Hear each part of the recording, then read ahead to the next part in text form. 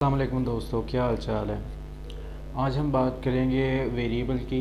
Variable क्या चीज़ है, variable को डिक्लेयर कैसे करते हैं, वेरिएबल को वैल्यू कैसे देते हैं यानी कि इनिशियलाइजेशन कैसे करते हैं, वेरिएबल को डिक्लेयर करने के रूल्स एंड रेगुलेशंस क्या हैं और कांस्टेंट क्या चीज़ है और उसकी टाइप कौन कौन सी हैं। चलिए तो अब उसे स्टार्ट करते हैं। फर्स्ट ऑफ ऑल कि वेरिएबल क्या चीज़ है। वेरिएबल क्या है कि एक नेम होता है जो मेमोरी लोकेशन का हो, ठीक है ना, जहाँ पर हमारी वैल्यू स्टोर होती है। तो वैल्यू स्टोर करने के लिए जो मेमोरी सेल्स इस्तेमाल किया जाता है वो रैम्स का होता है, रैम मेमोरी का। क्योंकि वेरिएबल जब हमारा प्रोग्राम चलता है, चलने के बाद क्लोज़ होता है तो वो मेमोरी क्लीन हो जाती है। ये एक हमारा मेमोरी सेल है कंप्यूटर का, और इसमें हमने एक वेरिएबल रखा है मार्क्स, ठीक है, और उसके बाद हमने उसको वैल्यू दे दी है 10। अब जहाँ पर उसकी वैल्यू पड़ी हुई है उसका कोई एड्रेस होगा। फॉर एग्ज़ाम्पल आपका घर का एड्रेस है जहाँ पर आप रहते हैं, वैसे ही जहाँ पर ये 10 रहता है उसका भी कोई एड्रेस होगा, ठीक है। तो अब हम बात करते हैं कि वेरिएबल डिक्लेरेशन क्या चीज़ है, कि वेरिएबल डिक्लेयर कैसे करते हैं। What is a variable declaration? कि एक प्रोसेस होता है जिसमें हम वेरिएबल को एक नाम देते हैं डेटा टाइप के साथ, ठीक है।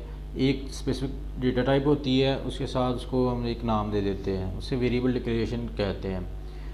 इसके बाद क्या है कि जो डेटा टाइप है वो during the program execution change नहीं होती, जबकि जो हमारा वेरिएबल है उसकी वैल्यू को हम अगर चेंज करना चाहें प्रोग्राम के एग्जीक्यूशन के दरमियान में तो हम चेंज कर सकते हैं।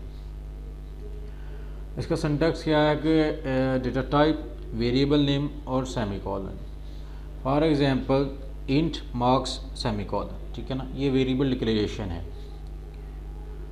अब वेरिएबल इनिशियलाइजेशन से क्या मुराद है कि जब हम डिक्लेरेशन का प्रोसेस करते हैं, यानी कि जब हम डिक्लेयर करते हैं वैल्यू को, उसी टाइम पर अगर हम उसे कोई वैल्यू साइन कर दें, वैल्यू दे दें, तो वो हमारा वेरिएबल इनिशियलाइजेशन हो जाएगा। अगर वैल्यू किसी चीज़ को देनी है तो उसके साथ हम इक्वल का साइन इस्तेमाल करते हैं वैल्यू देने के लिए। अब इसका सिंटैक्स क्या होगा कि data type, variable name equal value और सेमीकोलन। अब जैसे हमने पीछे डिक्लेरेशन में इंट मार्क्स रखा है, उसके साथ ही अगर हम इक्वल का साइन लगाकर 10 वैल्यू दे देते हैं या कह लें 50 वैल्यू दे देते हैं, जो वैल्यू भी देंगे वो वैल्यू वाली जगह पर आ जाएगी। तो हमारा जो इनिशियलाइजेशन डेटा वेरिएबल इनिशियलाइजेशन का जो प्रोसेस है वो कंप्लीट हो जाएगा, ठीक है। अगर हम वेरिएबल के साथ उसे डिक्लेरेशन के साथ ही उसे हम वैल्यू असाइन कर दे तो। अब हमारे पास क्या है कि डिक्लेयरिंग और डिफाइनिंग में क्या फ़र्क है। डिक्लेयरिंग में क्या है कि हम सिर्फ वेरिएबल को डिक्लेयर करते हैं, जिसमें हम वेरिएबल का नेम और डेटा टाइप लिखते हैं, लेकिन उसको कोई स्टोरेज नहीं देते, कोई वैल्यू नहीं देते, ठीक है। जबकि डिफाइनिंग में हम उसको एक वैल्यू दे देते हैं, कि उसको एक मेमोरी लोकेट कर देते हैं जहाँ पर उसकी डेटा टाइप जो है, कह लें कि जो हमारा डेटा है वो स्टोर होता है, ठीक है। डिफाइनिंग और डिक्लेयरिंग में क्या फ़र्क है, कुछ समझ आई आपको? अगर नहीं आई तो फिर मैं आपको एक दफ़ा रिपीट कर देता हूँ कि डिक्लेयरिंग में हम सिर्फ डिक्लेयर करते हैं, जबकि डिफाइनिंग में हम उसको एक वैल्यू दे देते हैं, ठीक है। उसके मेमोरी लोकेशन में एक वैल्यू स्टोर करवा देते हैं, लोकेट कर देते हैं एक वैल्यू, तो वो हमारा क्या कहलाएगा, वेरिएबल डिफाइनिंग, यानी कि उसको एक डेफिनेशन मिल गई उस वेरिएबल को। अब रूल एंड रेगुलेशंस क्या हैं कि जो वेरिएबल है वो हमारा किन किन चीज़ों पर होना चाहिए, कौन कौन सी चीज़ें इसमें शामिल हो सकती हैं। उसमें हमारे पास लेटर हो सकते हैं और नंबर्स, और हमारे पास अंडरस्कोर हम इस्तेमाल कर सकते हैं जब हम वेरिएबल का नाम रख रहे हों। अब पहला जो लेटर होगा, करैक्टर होगा, वो ज़रूरी है कि या तो लेटर में हो यानी कि ABC में हो, या वो अंडरस्कोर हो।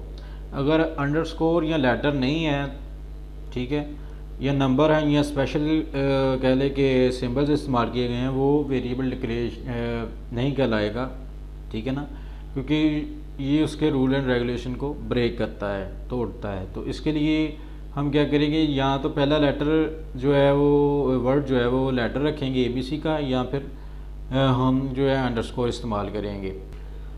अब इसमें क्या है कि इसका एक और रूल है कि हम जो है ना खाली जगह इस्तेमाल नहीं कर सकते, ब्लैंक स्पेस नहीं इस्तेमाल कर सकते। जो ये वेरिएबल का नेम जब लिखना है तो हम अगर लेंथ ही वेरिएबल का नेम लिखें, जैसे कह लें कि बुक्स ऑफ मैथ, ठीक है ना, तो ये 3 वर्ड है, तो इनके दरमियान में हम स्पेस नहीं इस्तेमाल कर सकते। तीनों को या तो इकट्ठा लिखेंगे, अगर स्पेस इस्तेमाल करनी ही है, ठीक है ना, तो उसके लिए हम स्पेस की जगह पर अंडरस्कोर का जो है सिंबल है वो इस्तेमाल करेंगे। उससे क्या होगा कि हमारी स्पेस भी बन जाएगी और रूल भी ब्रेक नहीं होगा। अब इसमें हमारे पास अपर केस और लोअर केस दोनों अलाउ है। अगर हम अपर केस में वेरिएबल का नाम लिखना चाहें वो भी लिख सकते हैं, लोअर केस में लिखना चाहें उसमें भी लिख सकते हैं। अगर हम दोनों का मिक्सचर करके लिखना चाहें, यानी कि एक वर्ड कैपिटल है बाकी लोअर केसेस में, तब भी हम लिख सकते हैं।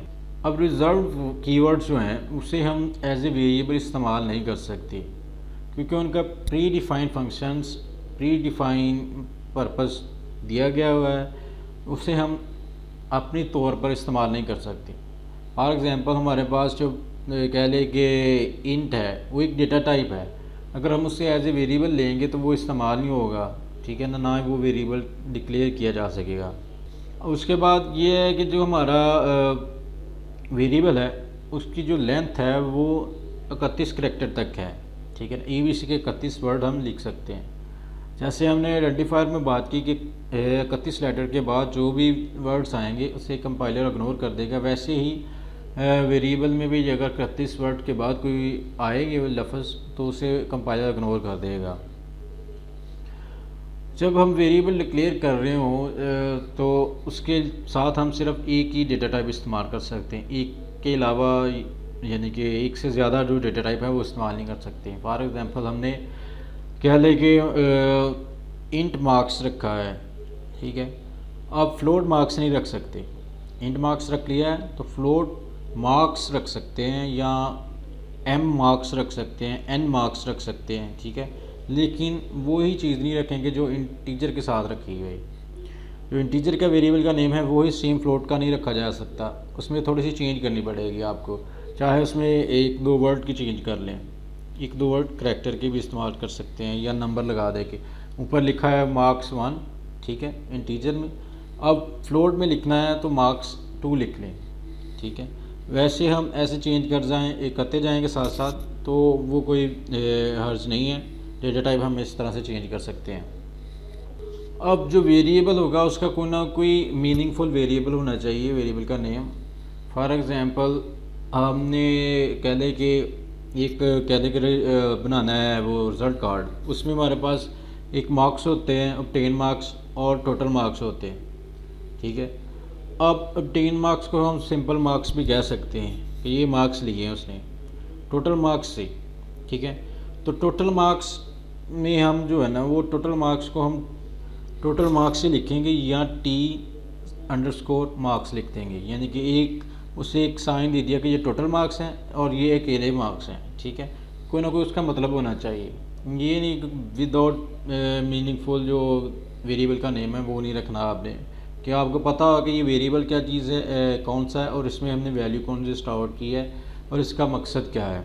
अब बात करते हैं कांस्टेंट की, कि कांस्टेंट क्या चीज़ है और उसकी टाइप कौन कौन सी है। कांस्टेंट क्या है कि ये भी एक वेरिएबल है, लेकिन इसकी जो प्रोग्राम के चलने के दरमियान में इसकी वैल्यू जो है वो चेंज नहीं होती। जिसकी वैल्यू चेंज ना हो वो कांस्टेंट कहलाता है, और जिसकी वैल्यू हम चेंज कर पाएँ उसे हम वेरिएबल कहेंगे, ठीक है। जैसे मैथ में है कि वेरिएबल से क्या मुराद है कि जिसकी वैल्यू चेंज हो जाए, वैसे ही यहाँ पर है कि कांस्टेंट वो चीज़ है कि जिसकी वैल्यू चेंज ना हो सके। जैसे पाई की वैल्यू चेंज नहीं होती, वो कांस्टेंट बन सकता है। अगर कोई मार्क्स है, कह लें कि मार्क्स जो हमारा करैक्टर है उसकी वैल्यू जब भी हम एग्जामिनेशन देंगे वो सेम नहीं आएगी, जो हमारा रिज़ल्ट होगा वो चेंज होगा हमारे आंसर के लिहाज से, जो हमने आंसर दिए होंगे। कुछ में कह लें कि कुछ क्वेश्चन में हमारे पास 2 आ जाते हैं मार्क्स, कुछ में 1 आते हैं, कुछ में 3 आ गए, ठीक है ना। तो वो जो मार्क्स हैं वो डिफरेंट आ सकते हैं, चेंज होते रहते हैं हर टेस्ट में, ठीक है, सबके सेम मार्क्स नहीं आती। कांस्टेंट की डेटा टाइप कौन कौन सी हैं? इसमें नंबर्स हो सकते हैं जो कि इंटीजर भी हो सकते हैं, फ्लोट भी हो सकते हैं। इंटीजर यानी कि विदाउट डेसिमल पॉइंट्स, और फ्लोट में हमारे पास डेसिमल पॉइंट्स होते हैं।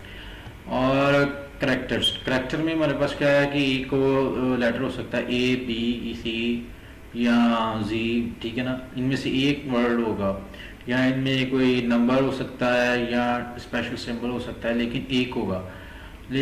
और इसमें स्ट्रिंग्स होते हैं, यानी कि जो कि करैक्टर का मजमूआ होता है। ये वर्ड बन जाए, पाकिस्तान हो गया, लाहौर हो गया, कराची हो गया, ये स्ट्रिंग में आ जाएगा। स्ट्रिंग भी एक डेटा टाइप है। इसके बारे में हम नेक्स्ट लेक्चर में बात करेंगे कि डेटा टाइप कौन कौन सी है और इनके क्या क्या फीचर्स हैं और किस तरह से इन्हें इस्तेमाल किया जाता है। तो आई होप आपको इस लेक्चर की समझ लगी होगी। अगर आप इस लेक्चर की आपको समझ लगी है तो प्लीज़ लाइक कीजिएगा, सब्सक्राइब कीजिएगा और दुआ में याद रखिएगा। अल्लाह हाफिज़।